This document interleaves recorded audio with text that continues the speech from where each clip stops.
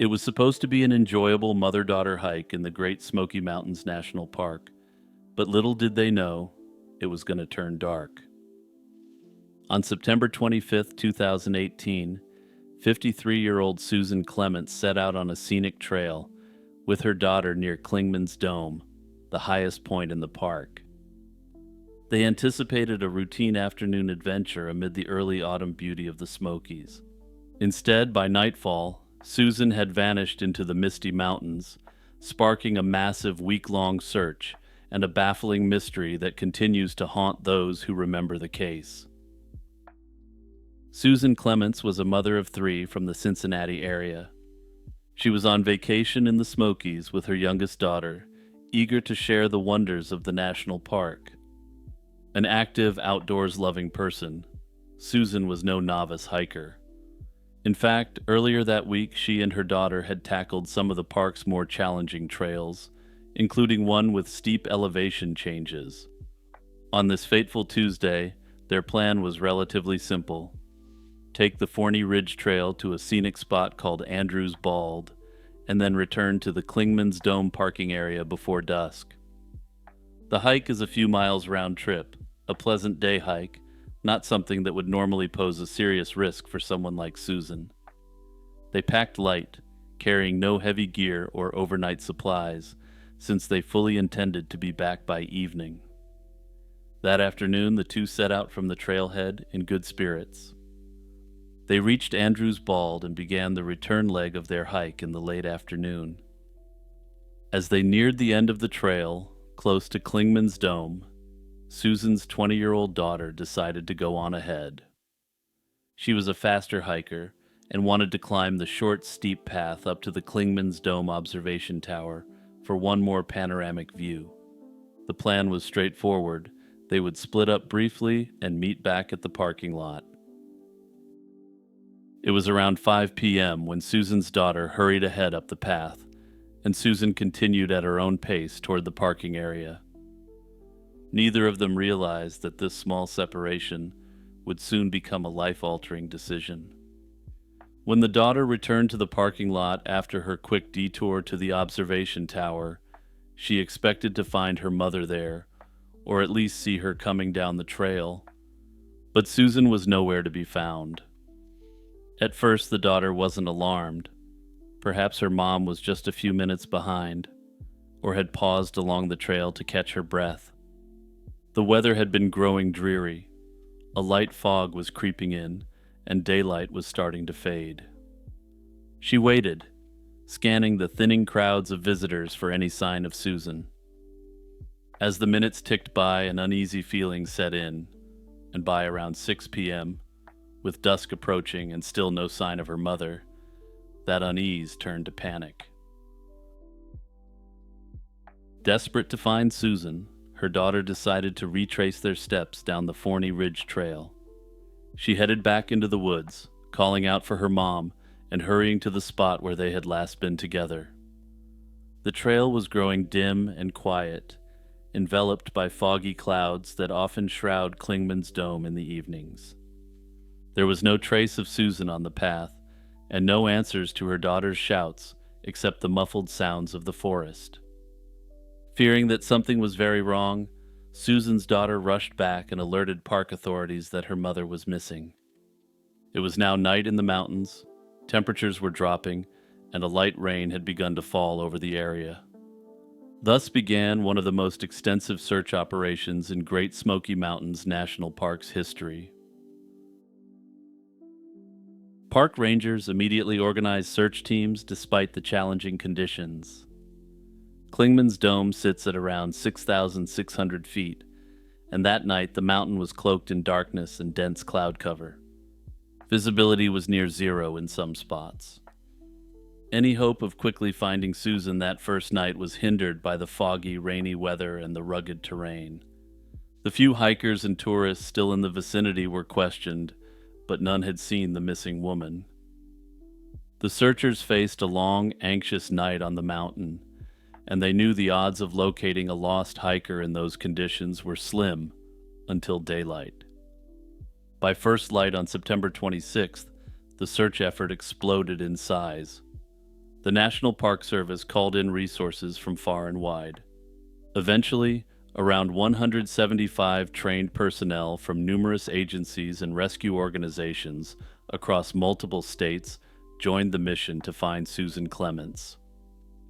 They set up a command post at Klingman's Dome parking area, which was closed off to the public so search crews could work unimpeded.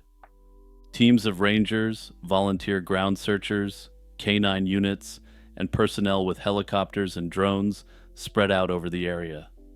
In the initial days, searchers hiked an estimated 500 miles of trails, repeatedly sweeping the routes around Klingman's Dome. When those yielded no sign of Susan, they turned to bushwhacking in a desperate final attempt to locate any sign of her. The terrain was unforgiving. The Smokies are notorious for dense undergrowth. Over the next several days, the park was drenched with up to 3 inches of rain, and the park became unseasonably cold, factors which hindered the bushwhacking operation. Then, on the afternoon of October 2nd, 2018, 7 days after Susan disappeared, the search came to a tragic end. In a tangle of thick vegetation by a cold, trickling creek, about 2 miles west of the parking area, the body of Susan Clements was found. She was lying on her back in the creek bed, amid the rocks and rhododendrons. The location was in extremely rugged terrain, roughly 3/4 of a mile off the Appalachian Trail. To put this in perspective, it was so inaccessible that a Black Hawk helicopter had to be brought in to airlift her remains out of the area. In the following weeks, investigators worked to piece together what had happened during the time Susan was missing. In April 2019, the Swain County Medical Examiner's Office in North Carolina released the official autopsy report. Susan had died of, quote, complications of hypothermia due to exposure to adverse environmental conditions, with dehydration listed as a contributing factor. The autopsy noted a striking detail. Susan had exhibited signs of paradoxical undressing. She had removed articles of clothing despite the cold, a common late-stage symptom of hypothermia-induced confusion. Apart from scratches and minor abrasions, her body showed no significant injuries and absolutely no evidence of foul play. There were no indications of an attack by animals or other people. Her death was officially ruled accidental. But even with these apparent answers, a haunting question lingered. How did an experienced hiker get so lost in such a short span of time in an area that, earlier in the day, had been filled with visitors? One theory is that it was simply a tragic navigational mistake. Perhaps as Susan continued toward the parking area, she missed a critical intersection. Not far from the Klingman's Dome parking lot, the Forney Ridge Trail meets another path, which leads to the Appalachian Trail and the Dome parking area. It's possible that in the fog, Susan walked right past the trail that led to the parking lot. If she mistakenly continued straight, she would have found herself on the Appalachian Trail, heading away from Klingman's Dome. In the low visibility and rain, she may not have realized the error until she was well beyond the intended turn. If Susan indeed took a wrong turn and unknowingly ventured onto the Appalachian Trail, she may have continued for some time, expecting to find the parking area around each bend. At some point, she likely understood that she was not on the right path. In that panicked state, with night falling, Susan could have attempted to find her own way out. This leads to another aspect of lost hiker behavior that is well known and documented, but isn't fully understood from a psychological standpoint. Often, disoriented hikers will head downhill or toward water in hopes of finding a road or help. The logic is generally believed to be that finding a stream downhill might lead to a path to civilization. Susan's final location suggests she may have done exactly this. Once off the established trail and moving downhill through the trackless forest, she would have been in very perilous terrain. Thick vegetation can look impenetrable at eye level, and steep slopes in the Smokies are slick and strewn with roots and rocks. It's easy to get injured or exhausted in such conditions, a fact which is doubly true with night falling. Another possible theory involves a physical injury or medical emergency.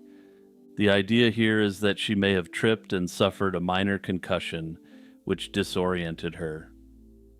The subsequent investigation didn't report finding significant head trauma. However, a very mild concussion would be both invisible and also potentially enough to make her act out of character, even if only for a brief period. During this brief time, it's speculated that she may have gone off the trail and then become further disoriented, leading to her tragic end. Many have speculated that there may have been an element of foul play involved in driving Susan off the trail. While Susan clearly didn't perish directly to foul play, this theory doesn't claim that, and it actually might even be more terrifying. Rather, the thought is that someone may have simply menaced her off the trail, forcing her to flee into the dense woodland. Once she was off the trail, the perpetrator could have stalked her to force her deeper into the woods, before ultimately leaving her to perish. This theory is speculative, but has gained traction amongst those who have noticed a pattern of disturbing activities in national parks. Hey everyone, it's Jimmy here, just reminding you to take a moment to share this video with your friends and on your socials. Also, don't forget to check out my other channels, Lazy Chill History and Lazy Chill True Crime. On September 25th, 1981, a disturbing tragedy struck the Great Smoky Mountains National Park. The afternoon sun filtered through the trees as 58-year-old Polly Melton hiked along the Deep Creek Trail with two close friends. Polly was moving a bit slower than usual that day, prompting some playful teasing from her companions. Polly wasn't about to take the gentle ribbing lightly and decided to prove to her friends that she still had some athleticism left. She jogged ahead of them on the easy, familiar trail, rounding a bend and disappearing over a small hill. It was all in good fun, or so it seemed at the time. But when Polly's friends crested that same rise just moments later, she was gone. Over a hill and out of sight, Polly Melton had vanished without a trace. Polly's friends thought she must have jogged on back to camp and didn't initially think much of this. After all, they had teased her about how slow she was that day, so perhaps she wanted to get back in record time. It was around 4:30 p.m. when they reached the Deep Creek campground where Polly and her husband were staying. They expected to find Polly relaxing at their campsite after the hike. Instead, they found only Polly's husband, Bob Melton, waiting inside their Airstream trailer, and he hadn't seen Polly at all. Bob, who was 20 years Polly's senior and in frail health, had stayed behind that afternoon. He assumed the women were simply enjoying a longer hike. When Polly's friends arrived without her, worry set in immediately. The group retraced their steps, calling out Polly's name and searching up and down the trail. Other hikers on Deep Creek Trail were asked if they'd seen a tall woman in a pink sleeveless blouse, but no one had. After nearly 2 hours of frantic searching on their own, Polly's friends and husband knew something was very wrong. They contacted park rangers around 6 p.m. and reported Polly Melton missing. Rangers and local authorities sprang into action that evening. Deep Creek Trail, normally a popular easy path near the North Carolina-Tennessee border of the park, was closed to the public as search teams poured in. Over the next week, more than 150 volunteers combed the woods, assisted by park rangers, law enforcement, and search dogs. The searchers scoured miles of trails, thick forest, and the banks of Deep Creek itself, looking for any sign of Polly. Helicopters buzzed overhead, and horse-mounted searchers patrolled remote areas. For 4 days straight, teams methodically covered the area where Polly was last seen and beyond. They found nothing, no scraps of clothing, No footprints leading off trail, no broken branches or disturbed brush. The only clue was fleeting. One of the bloodhounds caught Polly's scent on the trail near the spot where she'd disappeared, beside a downed tree where it seemed she may have paused to rest. But beyond that point, the scent trail evaporated. The canine handlers described the dog circling and whining, confused, as if Polly had simply vanished into thin air. By October 2nd, 1981, after a week of fruitless effort, the official search was scaled back. Though the active search ended, the investigation was just beginning. Family, friends, and authorities were left with a haunting question. What happened to Polly Melton? In trying to solve the mystery, the authorities had to understand who Polly was. Polly Melton was, by all accounts, a friendly, outdoorsy woman enjoying the dawn of her golden years. Born in 1923, Polly had seen a lot of life by her late 50s. She had been widowed twice before finding love again with Bob Melton, an elderly man whom she married in 1975. The couple split their time between Jacksonville, Florida, and the Great Smoky Mountains, where they spent the warmer months living out of their 19-foot Airstream trailer. Polly had no children of her own, so she poured her energy into friendships, her church community, and volunteer work. Every fall at Deep Creek Campground, Polly volunteered daily at a local senior center, helping to serve meals to elderly residents. But everything wasn't sunshine and roses, and as investigators dug into her past more, they turned up some potentially groundbreaking clues. Investigators also learned that Polly had been under some emotional strain earlier that year. She was still grieving her mother's death in 1978, an event that had sent her into a period of deep depression. Friends, however, said Polly seemed to be feeling better lately and that she was back to her cheerful self for the most part. However, the medical records ended up telling a somewhat different story. Interestingly, she had also been prescribed Valium a couple years before, but supposedly stopped taking it by 1981. After Polly vanished, Bob discovered that an entire bottle of his own prescription Valium was missing from their trailer. As the weeks and months passed, several credible theories emerged as to what happened to Polly Melton. One major theory was that Polly left of her own free will, essentially vanishing into a new life. Supporters of this idea pieced together a narrative from those odd clues. Perhaps Polly had been unhappy in her life and quietly planned to run away. Being married to Bob, who at 78 was much older and in poor health, might have left Polly feeling lonely. On the hike, when the opportunity arose, Polly could have hurried ahead of her friends intentionally. Deep Creek Trail isn't very remote. In fact, it eventually leads near a road and parking area by the campground. Some have questioned whether someone could have been waiting there to pick her up. If Polly had a secret companion or lover, they might have used the brief window when she was out of sight to meet her, whisking her away by car. One tantalizing piece of evidence gives some weight to the voluntary getaway theory. In April 1982, about 6 months after Polly vanished, a check made out to Thelma Pauline Melton, her full legal name, was cashed at a bank in Birmingham, Alabama. The check was reportedly an interest payment from one of Polly's investments. It wasn't a huge sum, but it was enough to raise eyebrows. Investigators followed up on this, hoping it meant Polly had resurfaced. Birmingham was roughly 300 miles from where she disappeared, and coincidentally Polly had been born in Alabama and still had some relatives there. Unfortunately, this clue led nowhere conclusive. The bank couldn't definitively prove who cashed the check. The signature was Polly's name, but whether it was her handwriting or someone forging it was uncertain. No additional money was withdrawn from Polly's accounts, and no sightings of her were confirmed in Alabama or anywhere else. Naturally, some have speculated that this had actually been one of Polly's family members, forging her signature and cashing the check. Another factor I should mention here is the fact that no crime had been committed, so it's almost certain a forensic accountant wasn't retained to fully go through her finances. So it's always possible something was missed, which perhaps proved further financial activity by Polly after she vanished.